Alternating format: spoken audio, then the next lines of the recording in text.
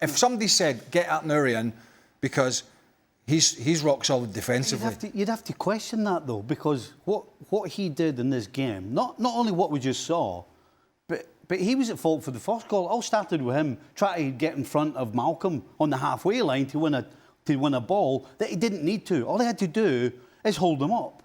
You know, defending's not about winning the ball all the time. In fact, most of the time it's not. It's about affecting the play. It's about holding up the attacker till get other people around you, and then the attacker has to go somewhere else. I mean, that's what defending's about. It's not about slide tackling and crunching people. It's about using your brains. And so we all know that Nouri can't do that. So the decision to have him as your last man is madness. You know, the last guy should be an intelligent defender who can smell the danger and whose starting position, that's the reason they get their starting position.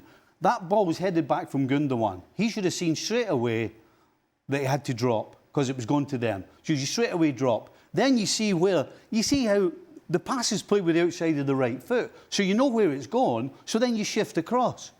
I mean, that's what a good defender would do. That's what would be going through a good defender's brain. But Nouri doesn't do that. He, in fact, actually looks as though he's thinking about playing offside.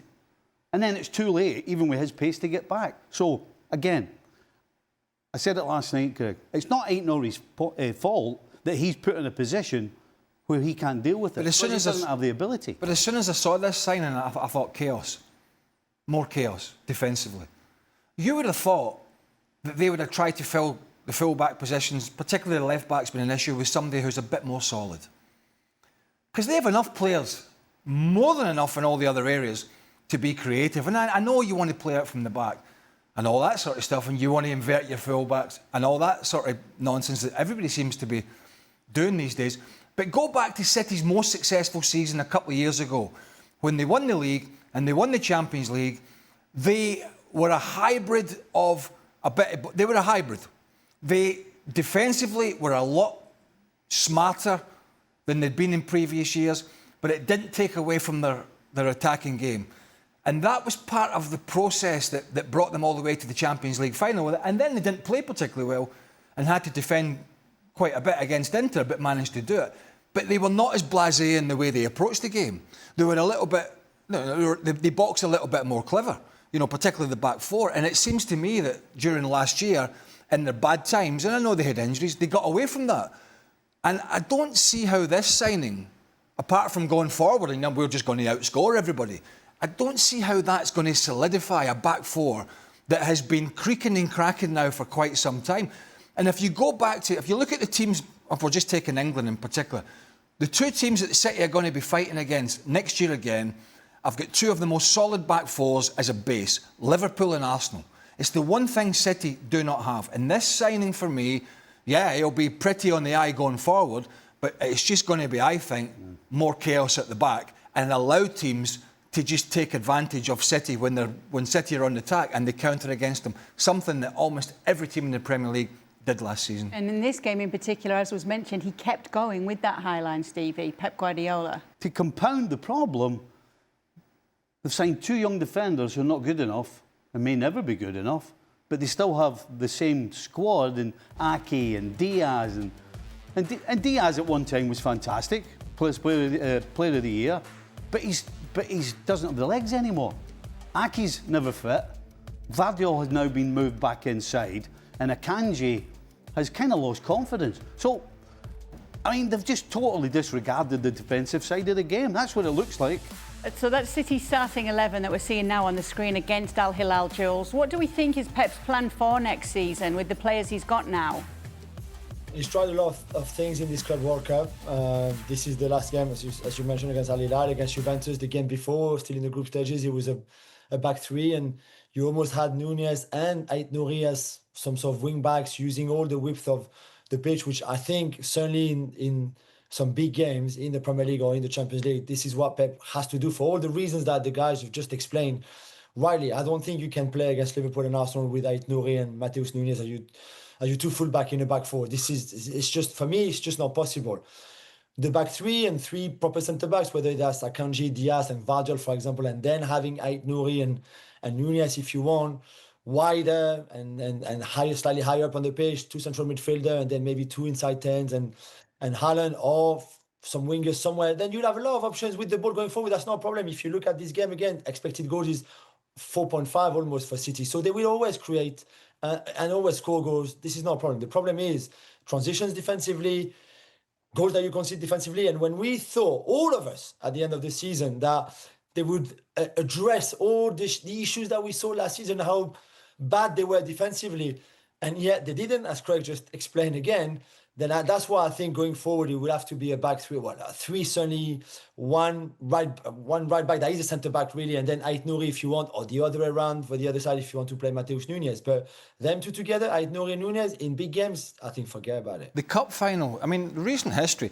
I mean, if they didn't learn anything from the cup final, which was kind of an embodiment of the second half of the season for them, was a Crystal Palace side who were a well-drilled Crystal Palace side who had something like, I don't know, 28% possession or whatever it was in the final or thereabouts, just sat in and allowed City all this possession they'll probably have again this year against a lot of teams, and then just suckered them on the counter. And it was so easy to get in behind, whether it been Mateta or Eze or Ismail Sarr at Wembley, they're just running in behind because of the big spaces were left in the channels behind the fullbacks. And surely at that point, Guardiola said, listen, we need to be more solid at the back if we're going to get back to anything near our best. And it seems that on the face of it, whether, and maybe he's blaming other people, I don't know, they haven't done anything really to resolve that, apart from bring in nice footballers who can't defend. And how can you go into another season with Mateus Nunes at fullback? It didn't work for him in the last 6 months of last season. He's a good player, but he's an attacking midfielder. He's not a fullback. So you've had 6 months minimum of looking at him and watching him being exposed. Are you going to go into a season where you're expected to go and put last year behind you and challenge with that back four? And what we're going to see again, when it's not working, he's going to start shoveling the centre-halves out to full-back again? It's, you know, I don't... Nothing they're doing at the moment from a defensive aspect would fill me with any confidence that they're going to be close to Arsenal or Liverpool. None whatsoever. Did you want to say anything to that? No, 100%. Okay. It really is mind-blowing to actually be able to sit and watch it unfold in front of your eyes. And you start thinking, is it me or is it them? Am I missing something? It's not me, it's you. Aye. I mean, well, me or them, one or two. I'm completely dumbfounded. And the only thing I can come up with is that there's nobody on that staff that Pep has who has the gumption to turn around and say, enough's enough, we need to do something here. Because, you know, Pep's about the ball, Pep's about going forward, he's about keeping the ball, making chances, scoring goals. No, I don't think Pep particularly worries about defending, but somebody needs to tell him he needs to start. And I don't think there's anybody there.